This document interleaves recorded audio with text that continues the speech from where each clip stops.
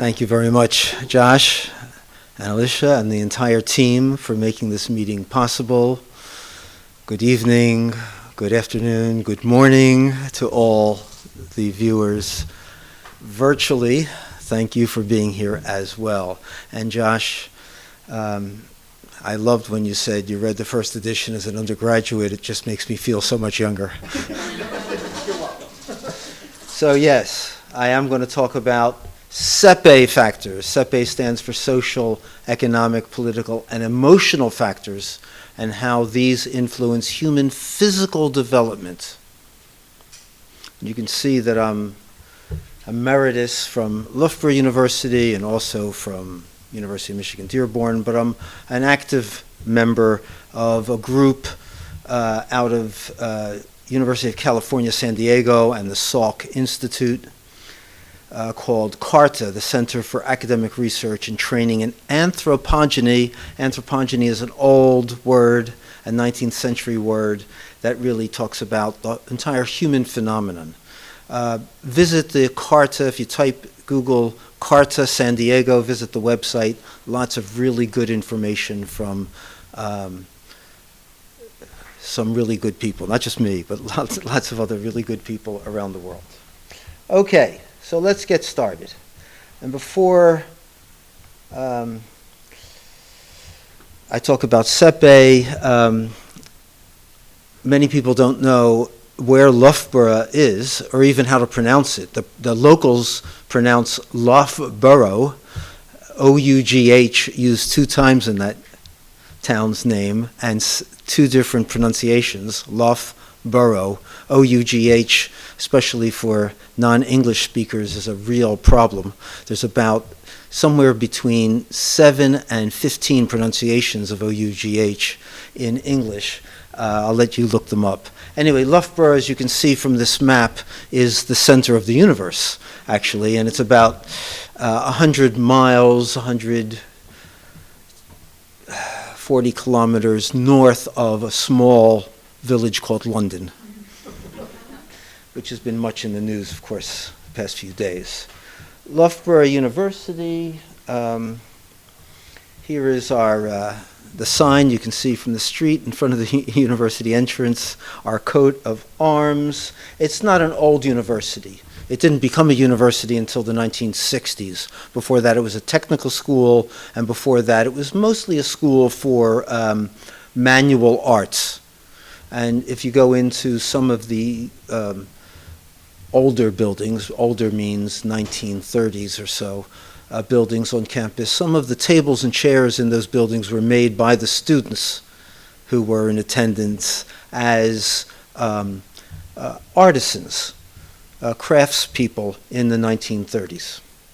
It's very well known as a sports university, both for the teaching of sports, and I was a member of the School of Sport, Exercise, and Health Sciences, but also the practice of sports, just like this university here, University of Oregon, is famous for its practice of sports. Loughborough also trains many Olympic-level athletes. And students are happy to graduate and get out. That's one of our oldest buildings on campus, not terribly old by English or UK standards. Okay, so come visit us in Loughborough. All right. Many years ago, in 1963, Professor James Tanner, who was one of the gurus of human growth and development, published an article in Nature that growth is a target-seeking function. And I'd say that was very accurate then, and it's very accurate now. The question is what or who sets the target? Why do we grow to a certain size? In human populations today, we have about a 20-centimeter variation in normal height. And then there are very, very short groups like Central African pygmies. We know that there is some genetic, hormonal, or related variations that result in the very short height of Central African pygmies, perhaps pygmies of Southeast Asia as well. But within non-pygmy populations, we have about a 20 centimeter variation in what we call normal height. That's a pretty big difference. And why this variation? Why should Dutch people, who are by a few millimeters the tallest people on average in the world, men expect to be 184, 85 centimeters tall, and why should people in other parts of the world, men, expect to be about 160 centimeters tall? Well, Professor Tanner thought that it was mostly genetic, or the regulating mechanism was mostly genetic, or perhaps due to the size of a critical organ, such as the heart or the brain or the kidneys, that would then limit the growth of the body as a whole. But the size of that critical organ was also determined genetically. That's what Tanner said in '63 and even into the 1970s. Conrad Waddington, who coined the term epigenetics, something that works above the level of the gene, he thought that not just height, but all of biological development was regulated by a complex pull between genetic and environmental interactions. But it still was, like 50% genetic. Genes have always ruled our thinking about human growth. And I know many people today, academics, so-called scientists, who say, oh yeah, but 80% of your height is genetic. It's not true. I'm going to tell you right now that's not true. People rarely talked about emotional issues.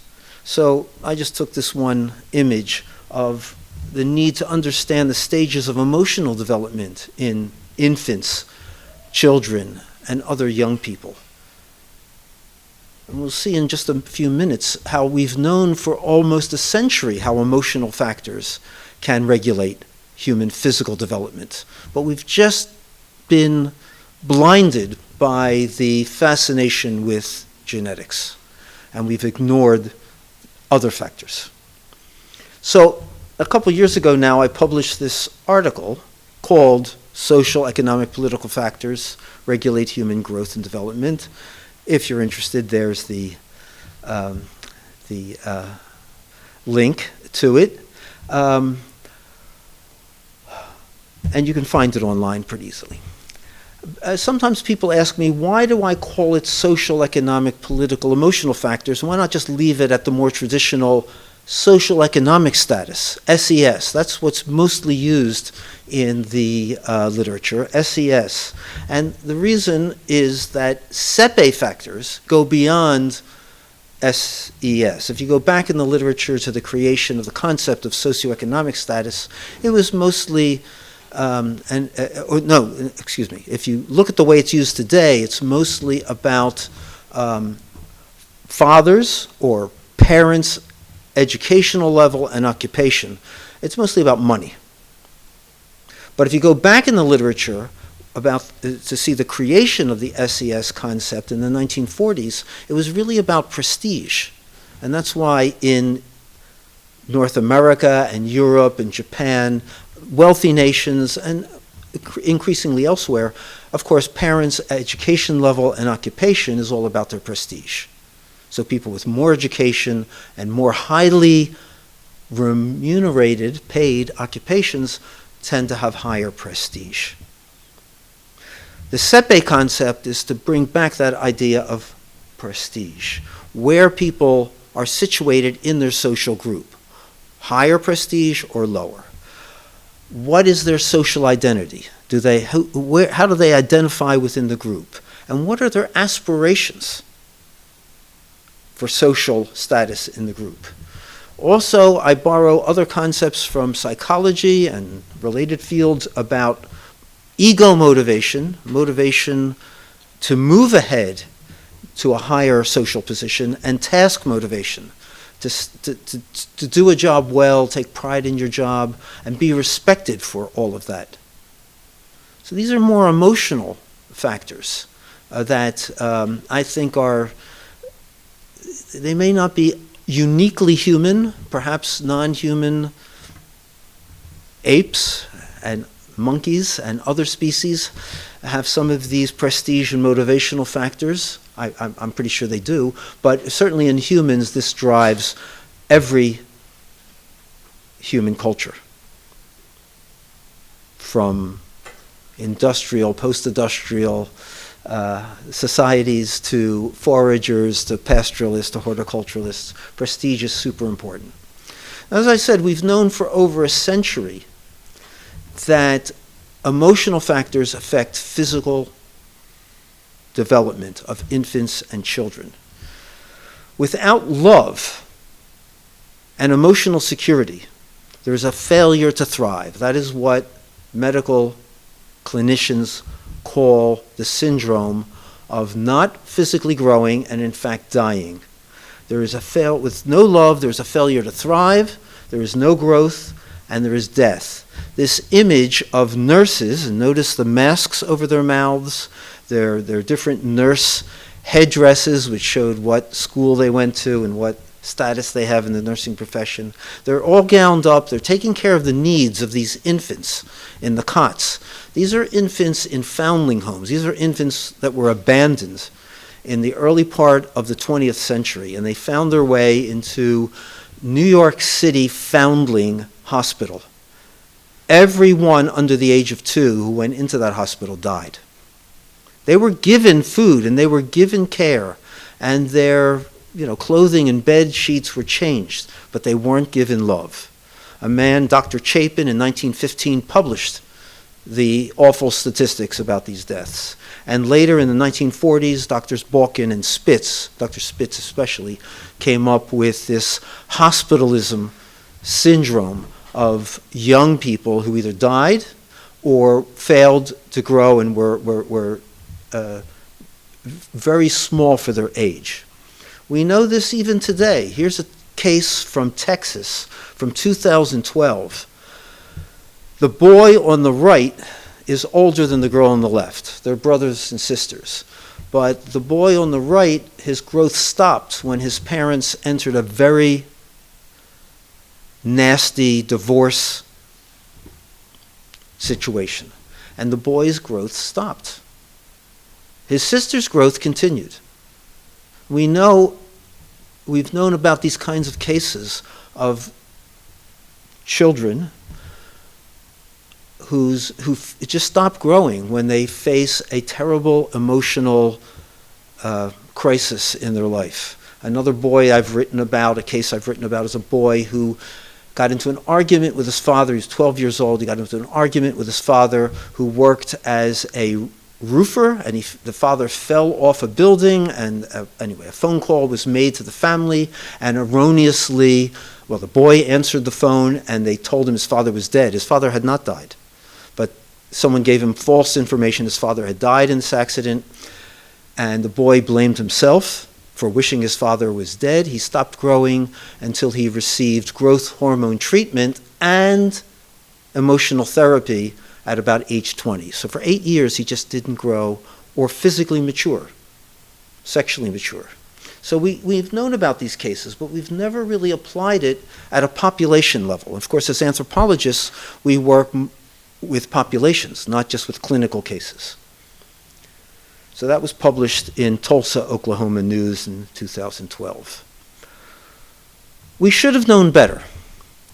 This image talks about siblings, brothers and sisters. And these data I'm about to tell you something more about have been around for a long time as well. The growth of children in the same family. We've always known, in fact, Professor Tanner, in his book called Growth at Adolescence, first published in 1962, he showed that height decreased from firstborn to secondborn to thirdborn in English families. The higher social status families were always taller than the lower social status. The UK has officially a 5-tier system of social status. The higher the social status, always taller, but there was also this birth order effect in all 5 social classes. So number 1 was the tallest, 2, then 3, then 4.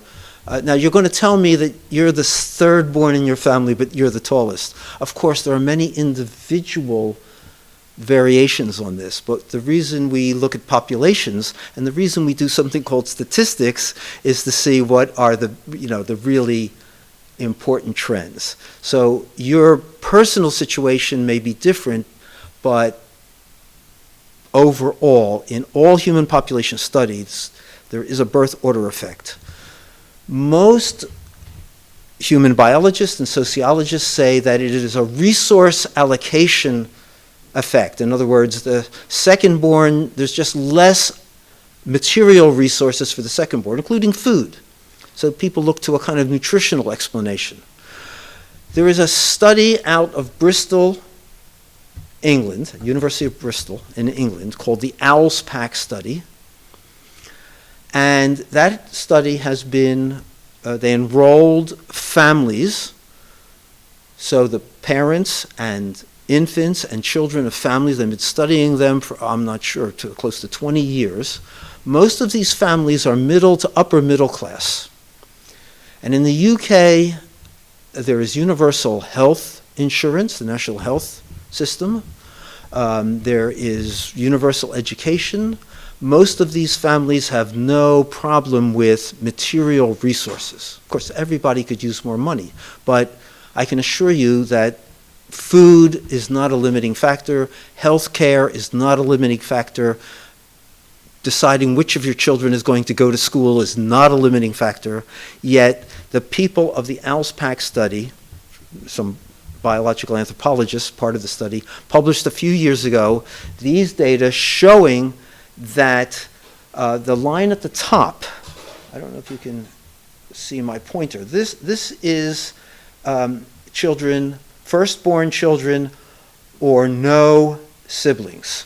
So that is the baseline. So that is their, what we're comparing it to. It's not their actual height, but it's the height of that group. And then this line is with one sibling, if you're the younger sibling, and this is two or more, you're the second or third sibling, and you can see that this is age down here. So from birth to age 10, if you have an older brother or sister, the gap, and the gap is measured in millimeters of stature. Oops, sorry. So the gap just gets bigger and bigger.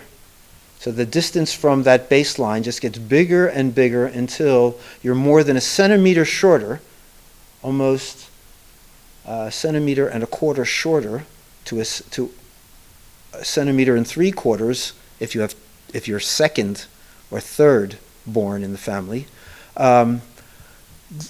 So you cannot explain this with simple, material resources.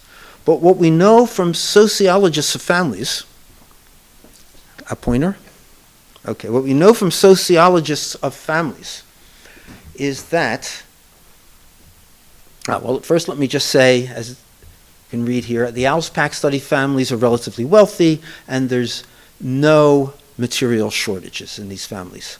But we know that with or without malice of forethought, older brothers and sisters bully younger brothers and sisters. Anybody here has an older brother and sister? Raise your hand if you were never bullied by your older brother and sister. You love each other, you care for each other. The older brother and sister may protect the other younger one, but if there's competition over toys, who gets a little bit more attention in the family, it's that kind of bullying. I'm not talking about the really nasty bullying with physical abuse or anything. Just the fact that you're second born puts you in an inferior social position in your family. And your prestige is a little lower. So it's not just prestige about what you are, as an adult, but prestige growing up. And these younger brothers and sisters are stressed.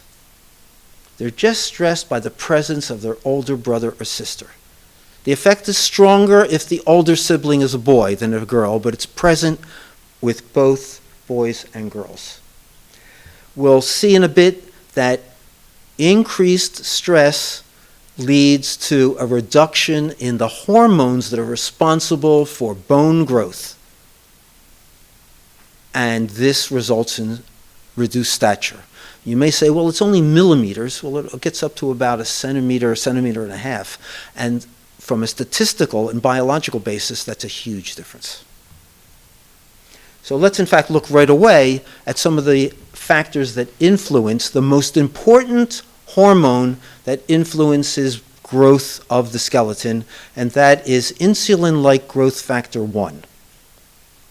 Insulin-like growth factor 1, most of it is produced in our livers. It's produced in other tissues in the body as well. And there are many factors that either stimulate, in green, or inhibit the production of this complex molecule called IGF-1, insulin-like growth factor 1. There's another hormone that comes from the hypothalamus called growth hormone that stimulates the production of IGF-1. Hormones like insulin, thyroid hormones, and androgens like testosterone also increase the production of IGF-1. Estrogens decrease it. Well, androgens are so-called male hormones, and estrogens so-called female. Boys and girls, men and women have both, but men tend to have a bit more androgens, like testosterone, and women more estrogens. And there is a height difference between men and women. It's about 12 centimeters in the best fed, healthiest populations around the world. And that's part of the reason, because of those hormonal effects on IGF-1. Now, malnutrition will inhibit IGF-1 production. So the lack of any essential nutrient or the lack of total amount of food will result in a slowing down of growth. That is well known. Also, infection, diseases, anything that increases immune system activity, there's a trade-off with growth. That's been shown in many, many studies around the world. Genetics has an effect on how much IGF-1 people produce. Some very tall people have overproduction, and some very short people have underproduction, and everybody in between has some genetic regulation. Acute stress. Acute stress is like you're going across the street, and suddenly you see a bus is coming right at you. That's an acute stress. You jump out of the way, but that will actually increase growth hormone production and ultimately IGF-1 production. So short-term stress can actually be good if you think about growing as being good. But chronic stress, everyday stress, like having an older brother or sister every day, can reduce IGF-1. And there are many other chronic stresses that people face that reduce IGF-1 and result in shorter stature. Bouncing in there is exercise that will also increase growth hormone and IGF-1. So appropriate amounts of exercise, good nutrition, good health, but also a secure, loving environment that reduces stress is important for good physical growth. Now, I stole these slides from Harvard University's website on ACEs. What are ACEs? ACEs stands for Adverse Childhood Experiences. Now, they use childhood as anyone under about age 18. In my formulation, children are one age range. First, we're infants from birth to about 3, then we're children till about age 6.9, then juveniles. Anyway, so the point is that for growing people, they're using childhood as for growing people. Adverse childhood experiences. These can include things like physical and emotional abuse, neglect, caregiver mental illness, and household violence. Those sorts of things that in some households happen on a daily basis. That has a chronic stress effect on people, and what they talk about at the Harvard site and elsewhere in the literature is how toxic this is on growing systems. This kind of chronic stress, adverse stress, is toxic, it's poisonous, and it shows how ACEs, adverse childhood experiences get under the skin, and under the skin includes the skeleton. So, facing adverse experiences at home or elsewhere is like holding your foot on the accelerator pedal of your car all the time. Your car engine is going to burn out. And that is what happens to the neuroendocrine systems of the human body. If they're constantly being stressed, the hormones that are responsible for the stress response, which can be good and appropriate when the bus is coming at you or the lion is chasing you, those same hormones, stress response hormones, can be toxic, poisonous to your body if they're happening all the time. In addition to the effects of these stress hormones on IGF-1 production, reducing IGF-1 production, and that means less growth. There's almost, a direct causal relationship between IGF-1 levels produced in the body and growth. So it's not just a correlation. We know this is causal. IGF is necessary for tissues in the body to undergo, multiplication and formation into healthy skeletons, healthy muscle, and other healthy tissues in the body. We know this is more tentative research now, but we are seeing that there are more direct effects, directly on bone. So here we have a femur, here we have the bloodstream, and here we have the kidney, and on top of the kidney is the adrenal gland. And stress causes the production of adrenal hormones, cortisol, catecholamines here, glucagon, and insulin. Many of these are the stress response hormones in both acute and in chronic stress. Those hormones have an effect on bone, which produces its own hormone called osteocalcin. And no one knew exactly what osteocalcin did, but a couple of laboratories are working on this now, and it seems that osteocalcin will promote more bone cell destruction. In order to grow bone, you have to actually destroy the old existing bone and then secrete new bone. So there are osteoclast cells that eat up old bone, and then osteoblast cells which secrete new bone tissue. And that has to happen because as bones grow longer, they can't just also grow wider. They have to keep their characteristic shape. Otherwise, we would have, elephant-like arms and legs, wide and long, as we got physically larger. So osteocalcin helps reshape the bones, remodels the bones. But osteocalcin will promote more bone destruction. And chronic stress raises osteocalcin levels, which means it's actually eating away bone faster than you can make new bone. So, more osteocalcin is pumped into the bloodstream. It throws the whole body into what is called a hypermetabolic state of catabolism, with the breakdown of body cells everywhere, not just in bone, but everywhere, to liberate more amino acids, fatty acids, and glucose from body cells as a response to stress. This is good when the bus is coming at you or the lion is chasing you. You need the energy, the amino acids. You need the energy to run away. You need the amino acids and other products to repair your body from damage.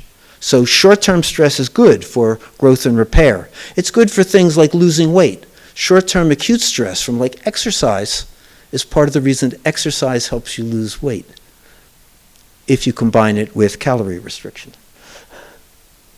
Okay, but chronic stress means these hormones are being dumped into the bloodstream all the time, and you're constantly breaking down the body, including the skeleton. But toxic chronic stress dumps all this extra energy from amino acids, fatty acids, and glucose, guess where? Into adipose tissue. And one of the biggest problems around the world, especially in the lower and middle income countries, is people aren't growing so well in terms of height, in terms of their skeleton, but they're getting fatter. This is a response from toxic stress. It used to be called the dual nutritional burden, because people thought it was due to eating too many calories but not the right calories. So your body didn't grow taller, but you grew fatter. But what we're seeing now is I believe it's really a dual stress burden. Because in these lower income and middle income countries, and for many lower income, insecure people in the rich countries, the United States is no exception, people face this chronic stress all the time, and they're shorter and they're fatter. So I believe a lot of the obesity epidemic is due to increasing chronic stress, toxic insecurity that people are facing. So there's bad stress, there's good stress, and the world needs more love and hope. And all these come from SEPE factors, from social, economic, political, and emotional factors. Both the good stress and the bad stress come from all of this, and the love and hope, of course. When Barack Obama ran for president, if you remember back then, his campaign poster said hope. I didn't understand what that meant back then. I understand what it means now, because I've never faced that kind of chronic, toxic stress. But Obama, who personally grew up in privileged conditions, did understand that too many people in the United States faced chronic, toxic stress and a life without hope. And a life without hope results in terrible insecurity, and it shows up in our physical development. So that's why all of this is a more comprehensive concept than the older SES. Although, as I said, if you go way back to the 1940s, you'll see that SES was really about hope and prestige. But it got lost somewhere because it's difficult to measure hope, and it's difficult to measure love. But it can be done. Okay, so the specific example of how SEPE works comes from my research in Guatemala. I went to Guatemala to work, to do my PhD dissertation, field research in 1974. I lived there until 1976, and I've gone back and forth ever since. And then I started working especially with the Maya people of Guatemala, the indigenous people of Guatemala, and I've worked in southern Mexico where there's also a large Maya population. So I'm going to talk about that. And the example comes from another paper that was published in the American Journal of Human Biology in 2021. Fear, violence, inequality, and stunting in Guatemala. This comes from a social anthropologist's report from 1994. It's by Linda Green. The article she published in the journal Cultural Anthropology, the article that Dr. Green published is called Fear as a Way of Life. And it's a quote from a woman named Doña Petrona, living in a Maya village of Checaj, Guatemala. And Doña Petrona said, people want the right to survive, to live without fear. When I went to Guatemala in 1974, it was a relatively peaceful time, but it was actually right in the middle of a civil war that started in 1960 and did not end officially until peace accords were signed in 1996.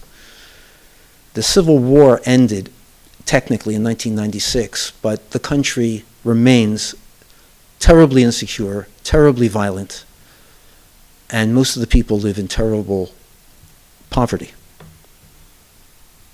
which of course means they live in terrible economic insecurity, educational insecurity, healthcare insecurity, and food insecurity. I'll get to that in just a moment. First, I want to talk about stunting. Stunting is a technical term that public health, epidemiological, anthropological, medical people use. The World Health Organization defines stunting as impaired growth and development, physical development, as well as intellectual behavioral development, that children experience, and notice what they say, poor nutrition, repeated infection, and inadequate psychosocial stimulation. The emphasis, though, in research has been on nutrition. There are studies about repeated infection. Some of the people in this room, like Professor Snodgrass, do that. And there is some work on psychological stimulation, but mostly they're talking about parenting, and especially when they say inadequate psychosocial stimulation, they talk about poor mothering, like mothers don't know how to take care of their babies. I can assure you that the Maya in Guatemala, the mothers know how to take care of their babies, yet they suffer a tremendous amount of stunting. Some of it is nutritional and some of it is infection, but there are other reasons as well. Let me just show you stunting. This is right out of the World Health Organization webpage defining stunting. The girl on the right is a normal height 2-year-old. And you can, on this graph, that's the normal height 2-year-old. She's just below the 50th centile, meaning she's average. Half the population is taller, half is shorter. The girl on the left is 2 years older, and she is stunted. And if you can see this well enough, you look at their faces, you can see the misery on the face of the stunted girl. It's not just that she's short. You can see that here's the stature of the stunted girl. It's below the, I can't even read it on my screen, the 10th percentile. So she's like, actually to be stunted means you're in the bottom 2%, 1.5% for height for your age. So very short. Now some boys and girls have to be, at the bottom 1.5%, and some have to be at the top 1.5%. That's just the normal distribution. But when you have 50% of a population stunted at the bottom 1.5%, that is not normal. That means there's something terribly wrong. And in Guatemala, 50% of the population is stunted in the rural, low-income areas. And for the Maya, the indigenous people of Guatemala, up to 87% of under 5-year-old infants and children are stunted. 87% means there's something terribly, terribly, terribly wrong. Okay. So these are the stunting hotspots in the world, most in Africa, sub-Saharan Africa, in Southern Asia, Southeastern Asia, and Guatemala is the one hotspot in the Americas. I mean, there's some other places where there's short stature, but Guatemala is in the reddest color and has a lot of attention has been focused on what to do about stunting in Guatemala, and especially amongst the Maya people. These data I collected from a couple of other articles and also the publicly available demographic and health surveys of the World Health Organization. And in those surveys, which every few years are done in middle and low income countries, they include a measure of height and weight and other anthropometric measures. So we have several countries here: Bangladesh, India, Nepal, and it doesn't show up here, but it should be Pakistan is the yellow, and Guatemala. Here are the quintiles for wealth of the family. And wealth is not measured only as money, but for farmers, for agriculturalists, for rural people as possessions. And do they own land? Things like that. So these are fairly sensitive measures. Some really good economists and social scientists have developed these measures. So these are the poorest people. These are really people living on less than $1 a day. These are less, like $2, $3 a day. Then sort of middle income people, then the rich and the absolute richest. So the poorest 20% to the richest 20% of the population. And the histograms show stunting rates. Well, I'm going to cut to the chase here. The odds ratio, or risk, statistical odds ratio, risk for stunting, is 2 to 3 times higher based on the wealth index groups from poor to poorest, in poor and poorest, than for another statistic that they collect for these demographic and health surveys, which is called the diet diversity score, or mother's education. An awful lot of researchers think that diet diversity is more important or mother's education is more important, but actually it's wealth. And wealth, again, is not just money. It's education, it's occupation, it's possessions, it's prestige. Yet, in these countries, look at the wealthiest. This is the wealthiest 20% in these 5 countries. And the percentage of under 5-year-olds who are stunted in the wealthiest group ranges from just under 12% to 27.5% in Pakistan. You have to understand that in the United States or the UK, where I live now, less than 3% of under 5-year-olds would be considered stunted across all economic groups. Yet the richest in these 5 countries, a huge percentage are stunted. In Guatemala, it's 17%. 17% of infants and children under 5 years of age are stunted in Guatemala. It just shouldn't be. What is wrong with these countries? I don't want to say wrong. What is going on in these countries? Well, in Guatemala is a small country, like 18 million people. That's, a 1/4% of the world's population. Guatemala is smaller than many states in the United States. It's about the size of Georgia, if you know how big Georgia is. But Guatemalan newspaper published a few years ago, a story says there are 2 Guatemalas, and this is the one that doesn't eat.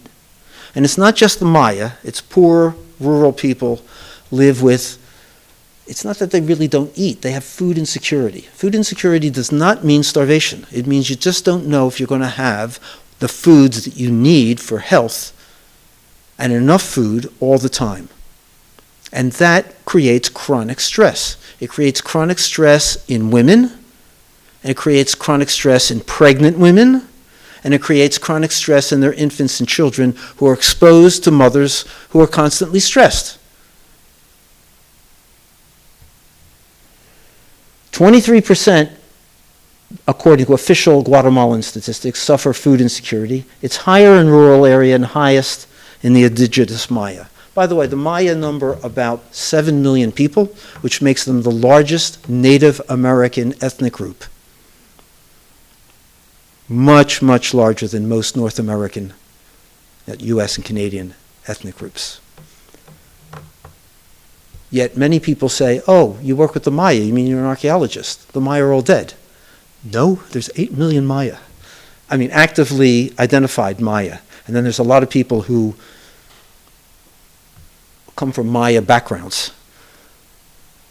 Guatemala has lived with a history of violence and insecurity for at least 500 years when the Spanish arrived. So that's what this image is showing, Spanish conquistadors coming in, not only with their steel weapons and their horses, which the Maya had not seen, but also, of course, their diseases. And physical violence is one kind of insecurity, but the population of the Americas went from at least 20 million to 2 million in 100 years. Between 1500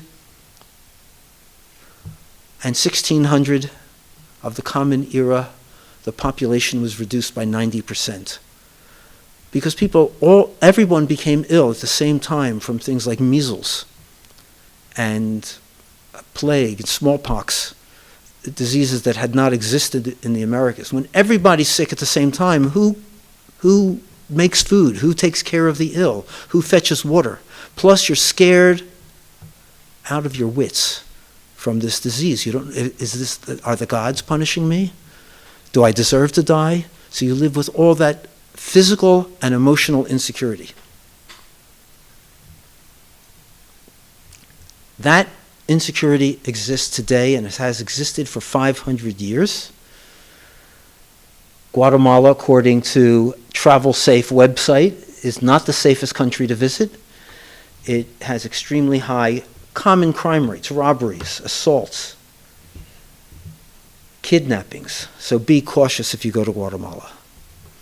The Maya people are distinguishable, especially the women dress in traditional Maya style clothing, speak a Maya language, of which there are 30 or so Maya languages, as different as French is from German or Romanian or Chinese, okay?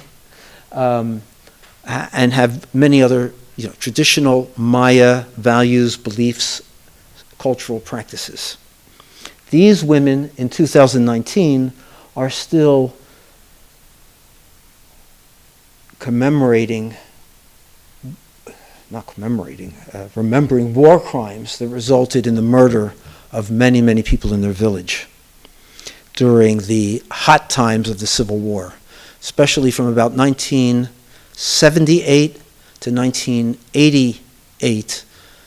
That decade was a tremendous amount of physical violence. Whole villages were burned to the ground.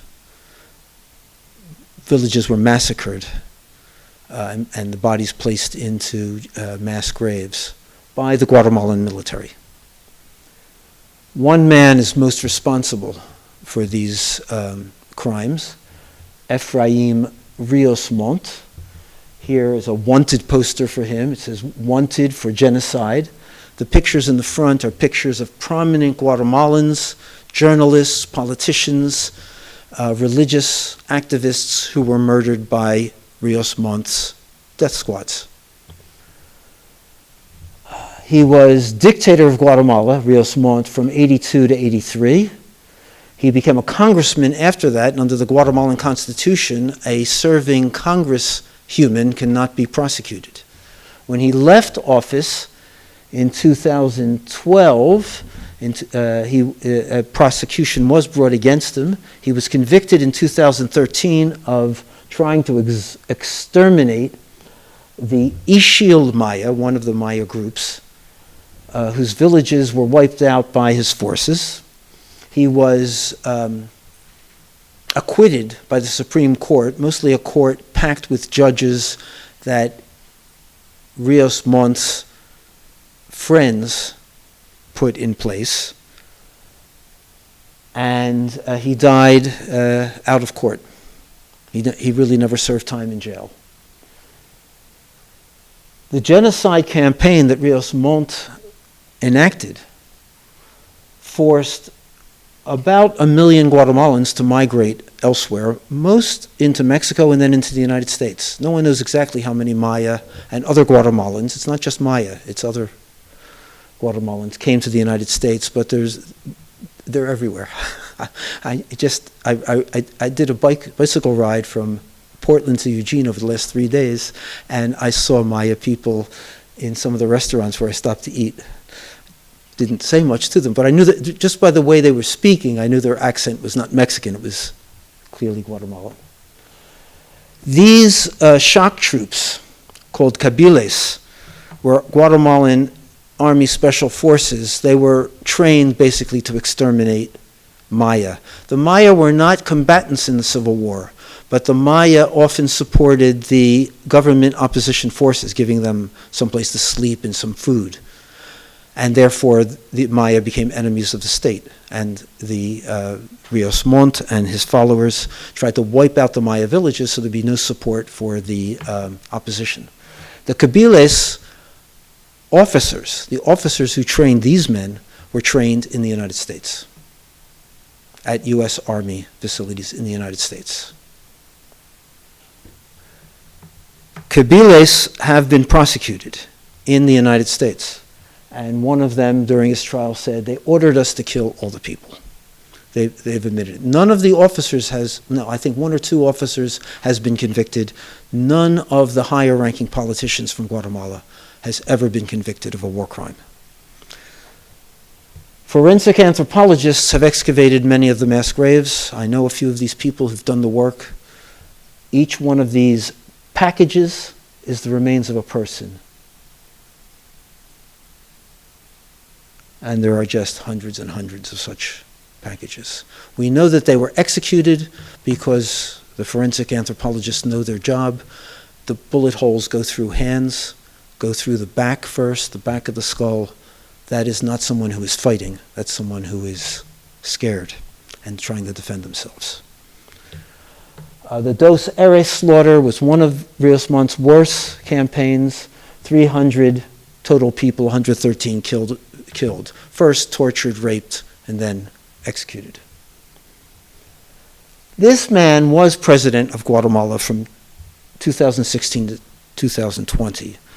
I want to talk about how stress is still going on today, and it's endemic, and it's part of the history, 500-year history of Guatemala.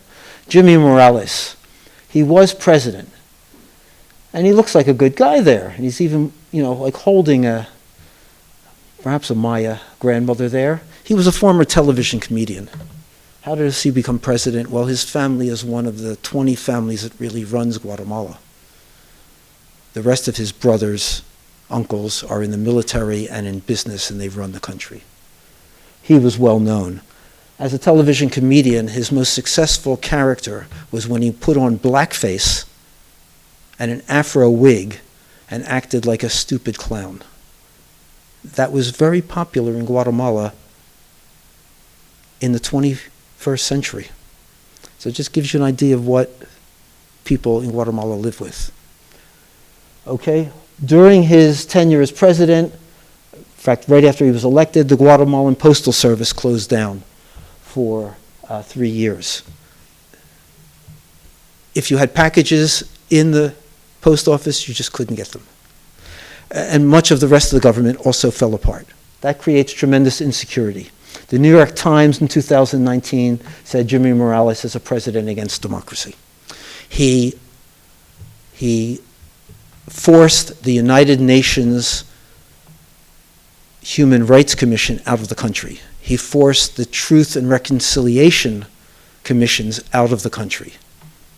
He didn't do it because he personally may have wanted to do it, but he was doing the will of the real leaders of the country, just to get rid of these people and continue business as usual, which is business of fear and violence and insecurity. Morales' son and brother were accused of corruption. They were, I think, even convicted, but then Morales commuted their sentences. He acquitted them, and they never served jail time. This is the current president of Guatemala, Giamenete. He won because all the other candidates were disqualified. There is no free elections in Guatemala. He was briefly head of the country's prison system until he was incarcerated in his own prisons because he was convicted of, during the investigation, that he had ordered the killings of several political prisoners while under his care. But he was acquitted of that, and then he could run for president of the country. All the charges were dropped. He met with Kamala Harris, the current vice president of the United States, last year. Kamala Harris said that she was making sure that the government of Guatemala would form an anti-corruption task force.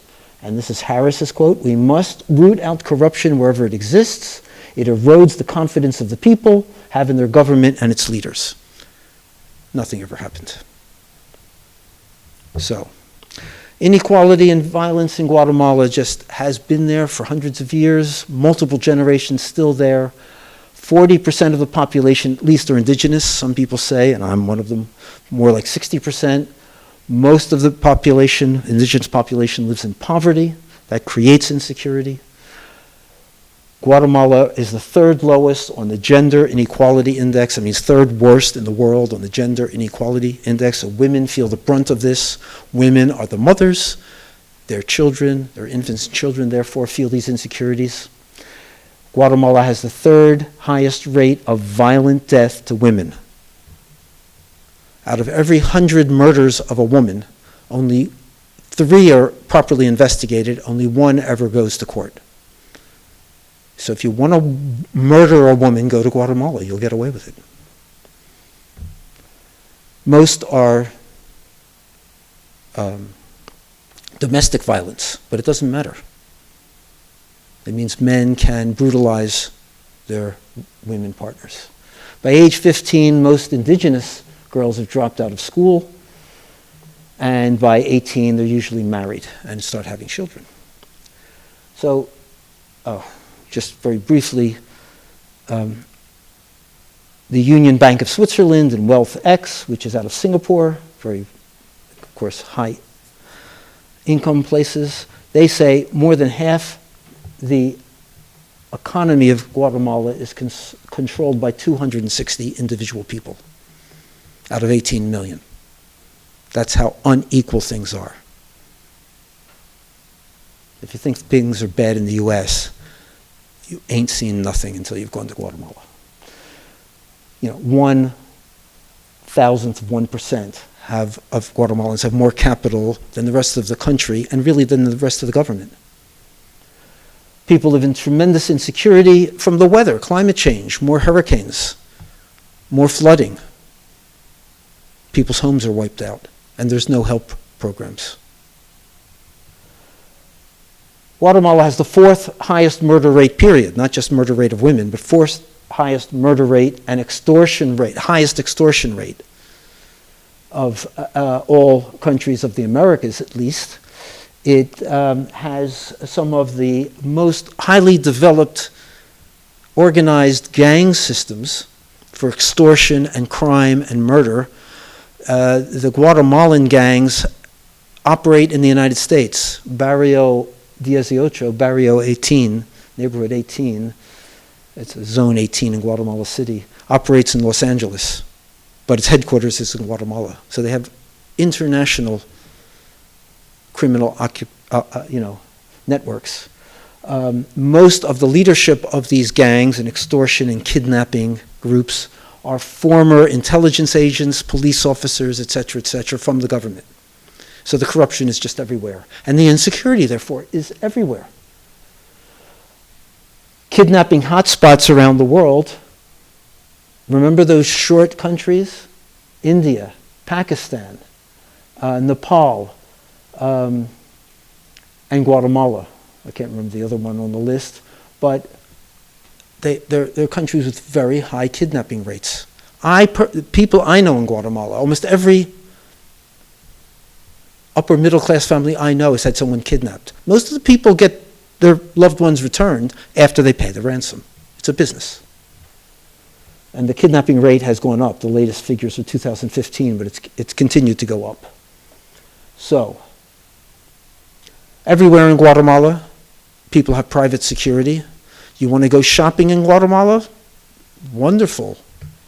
Latest, shopping centers, latest shops, latest fashions. But you drive your car into an underground garage where people put mirrors under the car to see that you're not sneaking anything in. They look in the trunk of the car. They look under the hood. They look at you.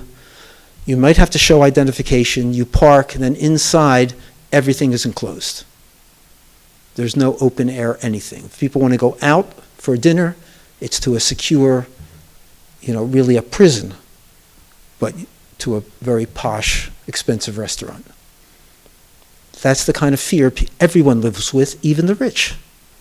Remember, 17% of rich infants and children are stunted in Guatemala. Why?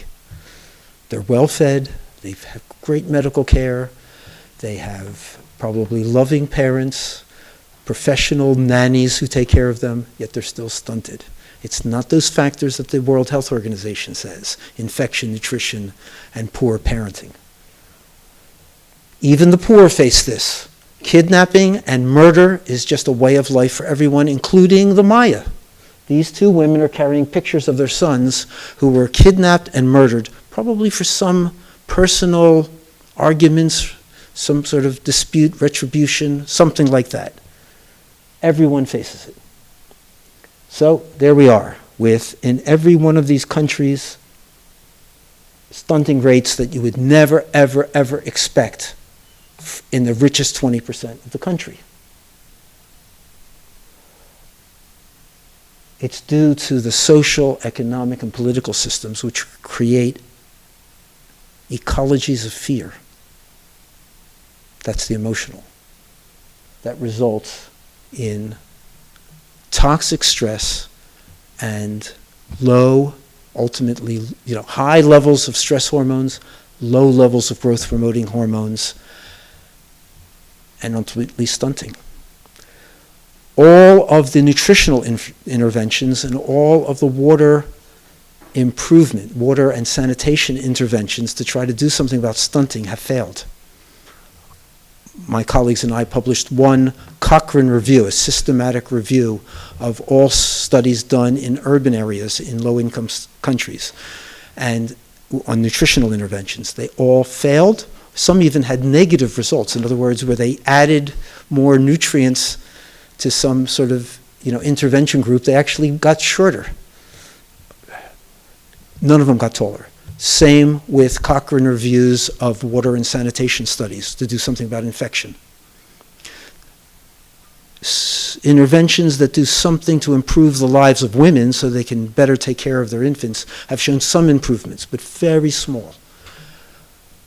Other colleagues have written about this from the point of view that we must do something about the upstream social, economic, political factors. It's not the poor's fault, it's our fault. When I say our, I mean the people in power. And we must do something to give people hope. That is what Obama ran on, and that's why he was elected, because people without hope got out of their houses and voted for him. A lot more is in the new edition of my book, which really the central theme of the book is all this SEPE stuff. The last chapter gets into the specifics that I've talked about tonight, but the whole of the book is trying to move our understanding of human biology to a much more truly social, cultural, biological integrated basis. So thank you very much. It was an honor to be here.